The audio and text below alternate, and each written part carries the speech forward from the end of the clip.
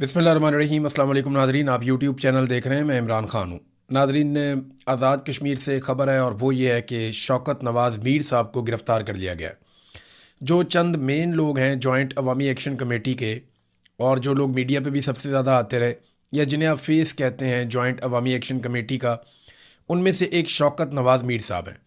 इनकी मुज़फ़्फ़राबाद में किताबों की एक दुकान है और इनको बतौर लीडर आगे लाया गया था अवाम की जानिब से, और ये अवाम के मुतालबात के हक़ में डटे हुए थे। शौकत नवाज़ मीर साहब जो है वो मुज़फ़्फ़राबाद में कहीं पे रूपोश थे। जब छापे मारे जा रहे थे, इनको गिरफ़्तार करने की कोशिश की जा रही थी, तो रावला कोर्ट के अंदर जो इस वक्त एहतजाज चल रहा है, वहाँ पे जॉइंट अवामी एक्शन कमेटी के ओहदेदारान ने शौकत नवाज़ मीर साहब से दरख्वास्त की कि जनाब आप पहुँचें और रावला कोर्ट में आएँ। यहाँ पे अवाम जो है वो आपका इंतज़ार कर रही है, ताकि यहाँ से हम कोई लायामल बनाए और आगे की तरफ अगर मार्च करना है या आगे बढ़ना है तो वो कार्रवाई की जाए। अब शौकत नवाज़ मीर साहब जो हैं वो जहाँ पे छुपे हुए थे वहाँ से निकले और फिर उन्होंने रावला कोर्ट की तरफ बढ़ना शुरू किया। अब ये अलग अलग रास्तों से आ रहे थे, कुछ खुफिया उनको जाना पड़ रहा था। फिर रास्ते में उन्होंने एक जगह के ऊपर, क्योंकि जगह जगह नाके लगे हुए आप जानते हैं, और दूसरी बात यह है कि ये खबर भी बाहर आ गई थी कि शौकत नवाज़ मीर साहब को रावला कोर्ट में बुलाया गया और वो वहाँ पहुँचेंगे, तो सिक्योरिटी फोर्सेस भी मुतहर्रिक हो गई थी। तो शौकत नवाज़ मीर साहब जो हैं वो जा रहे थे, रास्ते में उन्होंने पहले एक घर में पनाह लिए, वहाँ पे छापा पड़ा। फिर बताया जाता है कि वो एक और घर में चले गए थे, वहाँ पे भी छापा पड़ा, और उसके बाद वहाँ पे वो नहीं मिले तो फिर शौकत नवाज़ मीर साहब जंगल वाली साइड पे चले गए, जिसको कस कहते हैं वहाँ की ज़बान में, या नाला, या वहाँ से पानी गुजरता है, पीछे एक जंगल है। और वो जो मनाजिर हमने देखे हैं उनकी गिरफ़्तारी के, वो बड़े खौफनाक हैं। गिरफ़्तारी के वक्त के जो मनाजिर हैं, कुछ लोगों ने वीडियोस बनाई, दूर से बड़ी शदीद फायरिंग हो रही थी, ऐसे लग रहा था जैसे बॉर्डर खुल गया। यानी सिक्योरिटी फोर्सेस की जानिब से इस किस्म की फायरिंग की गई है कि जैसे किसी दुश्मन मुल्क के ऊपर हमला कर दिया गया हो।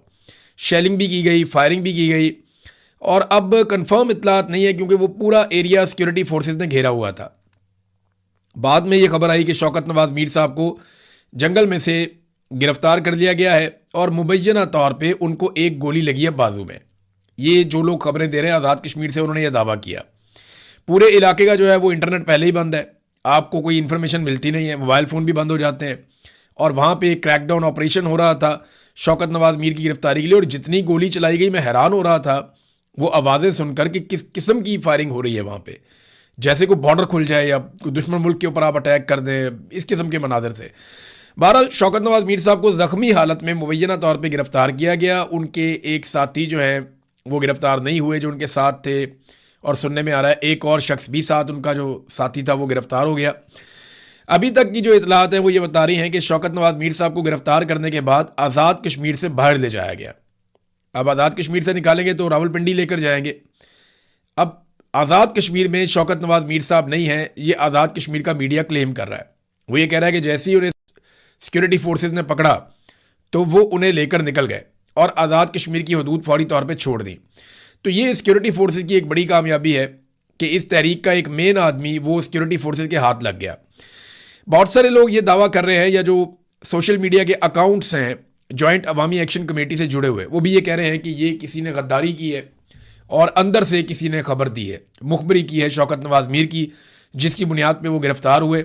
अगर ये मुखबरी ना होती तो वो रावला कोर्ट पहुंच जाते। शौकत नवाज़ मीर साहब अगर रावला कोर्ट पहुंच जाते तो सिचुएशन हुकूमत के लिए शायद और मुश्किल हो जाती, लेकिन इसका रद्द-ए-अमल भी आएगा। अब उमर नज़ीर कश्मीरी साहब ने उसके बाद एक स्टेटमेंट दिया। उन्होंने खुद ये एतराफ़ किया कि हमने उन्हें बुलाया था, वो हमारे कहने पर आ रहे थे, लेकिन रास्ते में उनकी गिरफ्तारी हो गई है और उन्हें कश्मीर से बाहर मुंतकिल कर दिया गया है। लोगों को इश्तियाल दिलाने की कोशिश की जा रही है और अब रावला कोर्ट में एक बड़े क्रैकडाउन की तैयारियां हो रही हैं। पुलिस ने तरदीद कर दी है कि शौकत नवाज़ मीर को गिरफ्तार नहीं किया गया।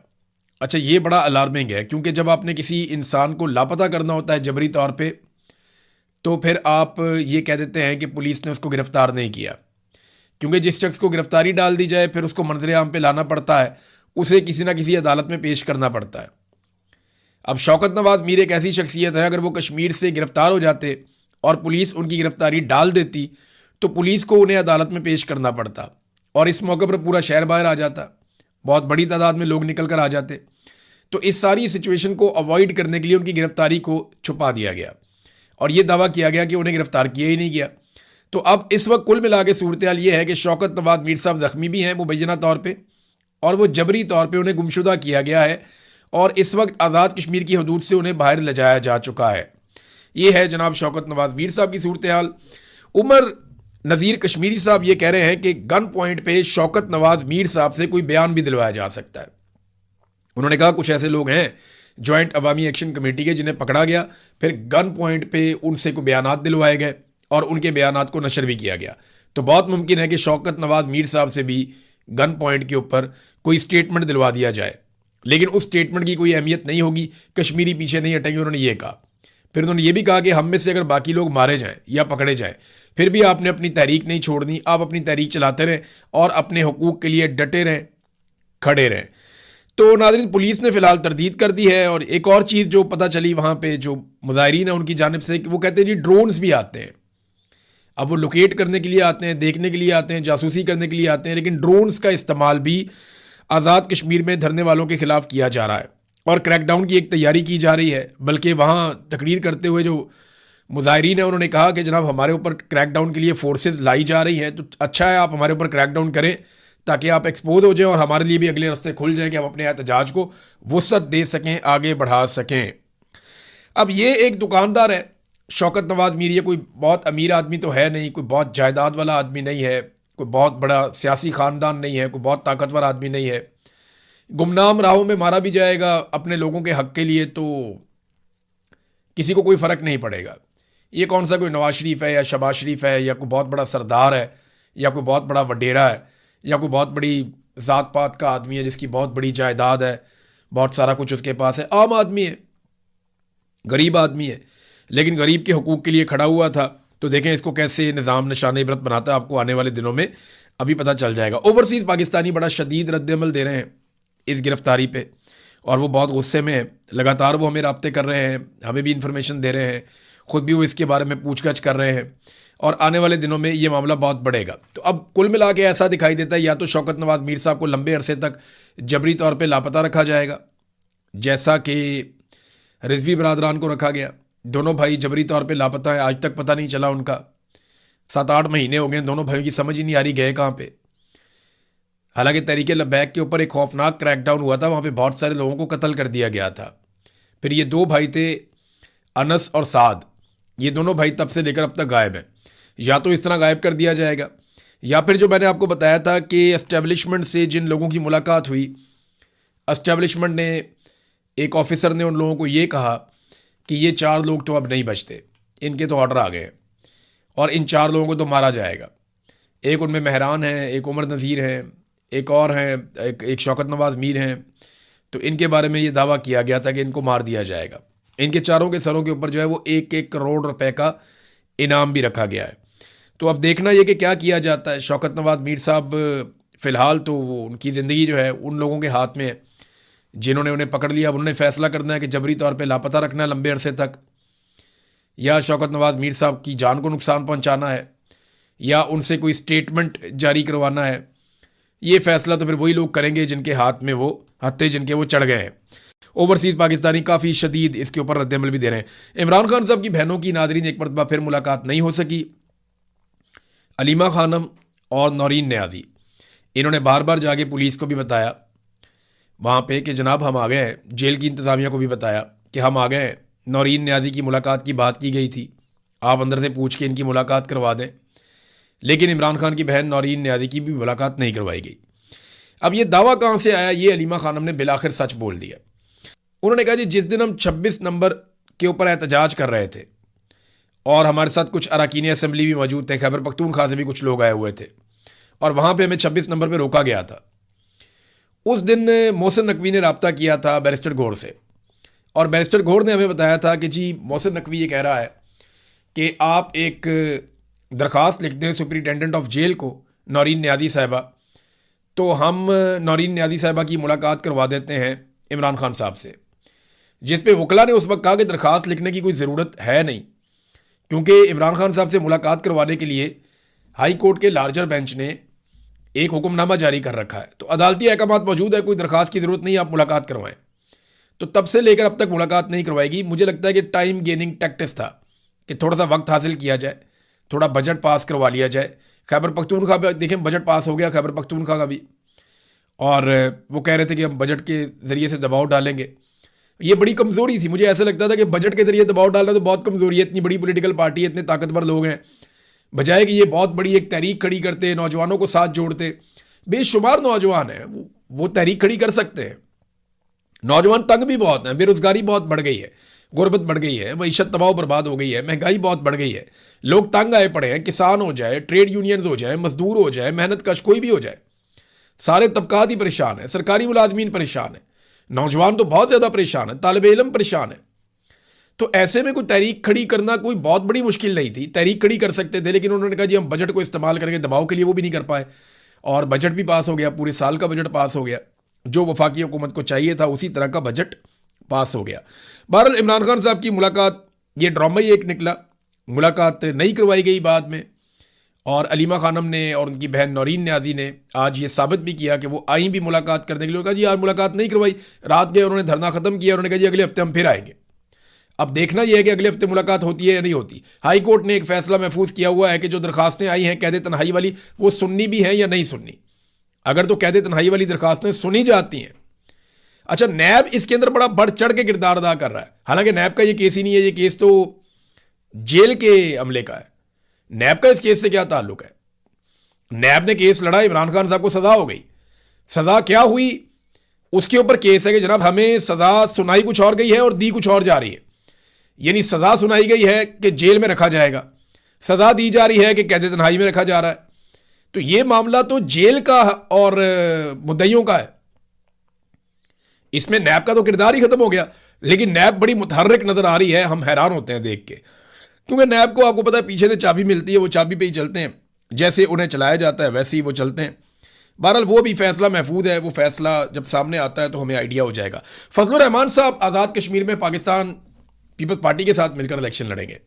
मैंने आपको कई मरतबा फजलुर रहमान साहब के बारे में ये बताया कि वो बड़े अच्छे काम भी करते हैं, कभी कभी बड़ी अच्छी बातचीत भी कर लेते हैं, कभी कभी बड़ी अच्छी आवाज़ भी उठा लेते हैं कभी कभी। लेकिन एक बात मैं आपको हमेशा बताता हूँ और बार बार बताता हूँ कि फजलुर रहमान साहब सिस्टम है, सिस्टम का हिस्सा नहीं है, खुद सिस्टम है, और वो सिस्टम के बगैर कभी भी नहीं जी पाएंगे। फजलुर रहमान का मौक़िफ़ कभी भी उसूली नहीं होता, फजलुर रहमान साहब का मौक़िफ़ हमेशा वसूली होता है। तो इस मरतबा उन्होंने बड़ी अच्छी वसूली की, उनको आइडिया है कि आज़ाद कश्मीर में पीपल्स पार्टी की हुकूमत बनाकर दी जाएगी। तो तारीख में पहली बार पीपल्स पार्टी और JUI का इत्तेहाद हो गया, और बिलावल कहते हैं जी हम तो चाहते हैं कि बलूचिस्तान में भी हमारा इत्तेहाद हो जाए। बहरहाल आज़ाद कश्मीर में ये मिलकर इलेक्शन लड़ेंगे। तो फजलुर रहमान साहब ने पहले आज़ाद कश्मीर की बात की, फिर आज़ाद कश्मीर में मुज़ाकरात करवाने की बात की, फिर वहाँ पे जो एहतजाज हो रहा था उसको रुकवाया, फिर उनके लोगों के साथ रब्ता वाब्ता किया, और यहाँ उन्होंने अपनी पोजीशन को थोड़ा ऊपर लेकर आए। जैसे ही वो अपनी पोजीशन को ऊपर लेकर आए तो वसूली होगी कि जनाब पीपल्स पार्टी के साथ आपका इत्तेहाद करवा देते हैं, आप आज़ाद कश्मीर में हुकूमत बना लें और आप आज़ाद कश्मीर के करता धरता बन जाए, वजारतें शदारतें भी मिल जाएंगी। कश्मीर कमेटी की वजारत तो हमेशा फजलुर रहमान साहब के पास रहती थी माजी में, तो ये एक बड़ी अच्छी ऑप्शन मिली है। तो फजलुर रहमान साहब ने इसको कबूल किया और पीपल्स पार्टी के साथ मिलकर अब वो आज़ाद कश्मीर में इलेक्शन लड़ेंगे।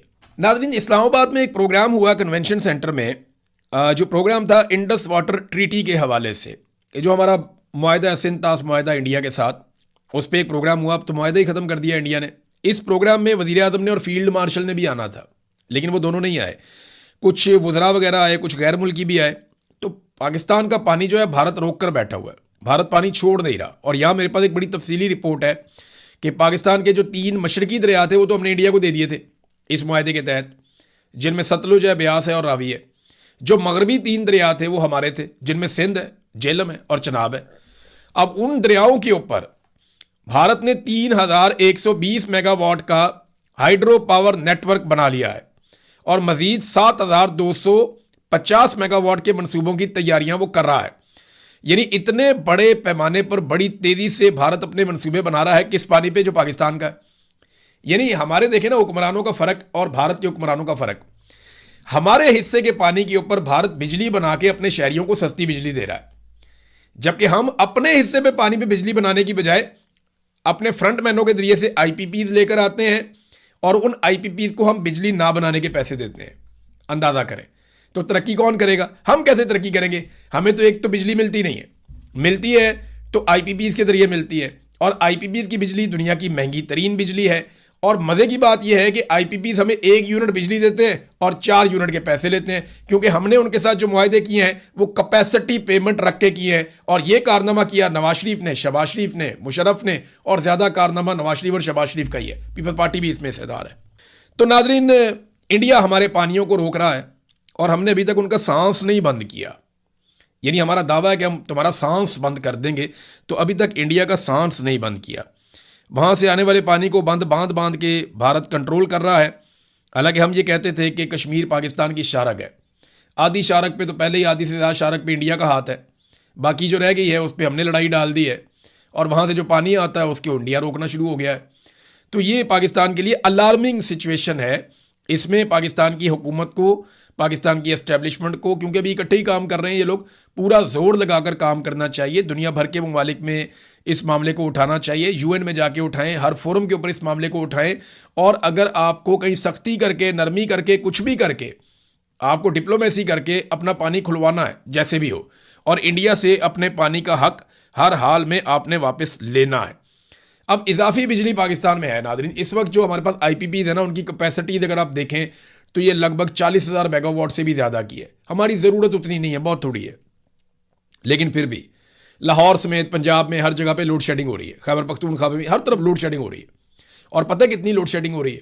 हर घंटे बाद लाइट चली जाती है, 2 घंटे बाद लाइट चली जाती है, हर 2 घंटे बाद, कभी 1 घंटे बाद वो लाइट चली जाती है, और 1-1 घंटा, 2-2 घंटा भी लाइट चली जाती है।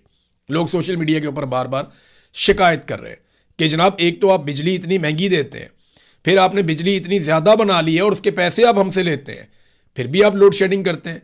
यानी जो कौम कैपेसिटी पेमेंट दे रही हो उसके ऊपर लोड शेडिंग करना, तो सजाए मौत हो जानी चाहिए उन लोगों को जिन्होंने ये किया है। मैं आपको मिसाल देता हूं कि आप पैसे पता कौन से दे रहे हैं कि आप बिजली बनाएं ना बनाएं, हम आपको इजाफी पैसा देते रहेंगे, और आपको लाने का मकसद यह है कि हमारी ज़रूरत की बिजली कभी भी ख़त्म ना हो। यह मकसद था ना आईपीपीज को लाने का, कि जितनी हमें बिजली चाहिए हमने उससे ज़्यादा कैपेसिटी लगा ली है, जितनी हमें चाहिए होगी आपसे ख़रीदा करेंगे, और जो आप नहीं बनाएंगे उसके हम आपको पैसे देंगे। वो कैपेसिटी पेमेंट हम उन्हें अभी भी दे रहे हैं। अगर वो 1 यूनिट बिजली ना बनाए ना, फिर भी हम अगर उनको 100 मेगावाट का लगाया हुआ ना, तो 100 मेगावाट के पैसे हम उनको देंगे। पैसे हम उन्हें दे रहे हैं, और लोड शेडिंग पाकिस्तान में हो रही है, दबा के हो रही है। 10 साल पहले जब ये खानदान नारे लगाता था, दावे करता था, जनाब हम पाकिस्तान से लोड शेडिंग को हमेशा के लिए ख़त्म कर देंगे, आप हमें हमेशा याद रखेंगे, आपको याद रहेगा कि हमने पाकिस्तान के ऊपर पता नहीं कितना एहसान कर दिया है। और आज आप देखें ना किस तरीके से इन्होंने लोड शेडिंग का एक मरतबा फिर बाजार गर्म कर दिया है। शेख रशीद ने कहा था कि कोई बिजली खरीदने के काबिल भी नहीं रहेगा, लोग अपने मीटर उतरवा लिया करेंगे। नाजरीन, एफबीआर की सूरत हाल यह है कि 1000 अरब का शॉर्टफॉल हुआ है एफबीआर में, 1000 अरब का शॉर्टफॉल। और मज़े की बात यह है कि चेयरमैन एफबीआर वियना में पार्को बोर्ड के इजलास में शिरकत के लिए 6 जुलाई तक छुट्टियों पर है। यानी वो वियना में जाके छुट्टियां मना रहे हैं, और इधर 1000 अरब का पाकिस्तान को शॉर्टफॉल हो गया। यह है पाकिस्तान में संजीदगी। नाज़रीन, अफगानिस्तान की जानिब से एक मरतबा फिर पाकिस्तान के ऊपर अटैक किया गया, पाकिस्तान के इलाकों पे। इससे पहले पाकिस्तान की जानिब से पक्तिका में और कन्नड़ के अंदर अटैक किया गया। एयरफोर्स ने वहाँ जाकर हमले किए। पाकिस्तान की जानिब से दावा किया गया कि वहाँ पे टीटीपी के ठिकानों को निशाना बनाया गया, जबकि अफ़गानिस्तान ने ड्रोन हमले किए हैं, जिनमें से गालिबन 4 हमले खैबर पख्तूनख्वा में और 3 हमले बलूचिस्तान में चमन के इलाके के आसपास हुए हैं। और इन हमलों में अब तक की इतला के मुताबिक जो ज़ख्मी हैं उनकी इतला आई है, कुछ एक खातून के जाँ बहक होने की भी इतला आई है। बाकी भी खबरें आ रही हैं, तफसील आएगी तो मैं आपको बताऊँगा। लेकिन काफ़ी फायरिंग शायरिंग भी हुई है बॉर्डर पर, और अफ़गानिस्तान ने दावा किया कि हमने दाइश के ऊपर अटैक किया है। अब ये दोनों ममालिक एक दूसरे के ऊपर अटैक करते हैं तो बैठ के बातचीत करें, और दोनों ममालिक एक दूसरे की मदद से दहशतगर्दी को हमेशा के लिए ख़त्म करें। ये तो आइडियल सिचुएशन है। लेकिन आपने एक बात पे गौर नहीं किया, जितना अरसा पाकिस्तान की क़यादत उलझी रही है ईरान के मामलात में, अमेरिका, इसराइल और ईरान की लड़ाई के अंदर, गल्फ़ के इशूज़ के अंदर, तब तक पाकिस्तान का अफगानिस्तान के साथ कोई मार्का नहीं हुआ। जितना अरसा वहाँ लड़ाई चलती रही ना, वो लड़ाई चलती रही, हम वहाँ पर एंगेज रहे, हम वहाँ पर एंगेज रहे। जैसे ही वहाँ से थोड़े से फारिग हुए, साथ ही अफगानिस्तान के साथ लड़ाई शुरू हो गई। ये अलीमा खान हमने भी कहा था, और बाकी लोग भी कह रहे थे कि हम हैरान होते हैं कि जब ये लोग एंगेज हो जाते हैं तो दहशतगर्दी भी बंद हो जाती है। तो ये बहुत हैरत वाली बात है, इन चीज़ों से सवालात उठते हैं। तो कहीं पे भी मसरूफ़ रहें, जो रूटीन के मामला हैं वो चलते रहने चाहिए। नादरीन, आखिरी खबर मैं ईरान के हवाले से आपको दूं कि ईरान में जो मामला है ना वो पूरी तरह से ऐसा लगता है कि जो स्टेट के मामला हैं वो उन कुव्वतों के कंट्रोल में हैं जो बहुत एंटी अमेरिका है। यानी अभी बाकर कालीबाफ का एक इंटरव्यू चल रहा था ईरान में उनके अपने सरकारी टीवी पे, तो वो जब तक अमेरिका के खिलाफ बातचीत करते रहे, मुज़ाकरात के हवाले से बाकी चीज़ों पे बात करते रहे, और जब तक वो ये कहते रहे कि हमारा हाथ ट्रिगर के ऊपर है, हम देखेंगे, हम किसी वक्त भी दोबारा लड़ सकते हैं, तब तक उनका इंटरव्यू चलता रहा। लेकिन जैसे ही उन्होंने तनकीद की उन लोगों पर जो मुज़ाकरात के खिलाफ हैं, तो फौरी तौर पर इंटरव्यू ख़त्म कर दिया गया। लेकिन बाद में कहा गया इंटरव्यू जो है वो बाकी इंटरव्यू कल चलाया जाएगा। बहरहाल ये बताता है कि ईरान के अंदर सिस्टम अभी भी बहुत ताकतवर है और मुश्तबा खामनेई के कंट्रोल में है तमाम चीज़ें, और जो लोग मुज़ाकरात के हामी हैं उनके पास यही मौका है कि वो किसी तरह अमेरिका के साथ एक अच्छी डील को अंजाम तक पहुंचाएं, वरना ईरानी लोग जो हैं वो मुज़ाकरात के कोई इतने हामी फ़िलहाल नहीं है। अब तक के लिए इतना ही। अपना ख्याल रखिएगा, अपने चैनल का भी। अल्लाह हाफ़िज़।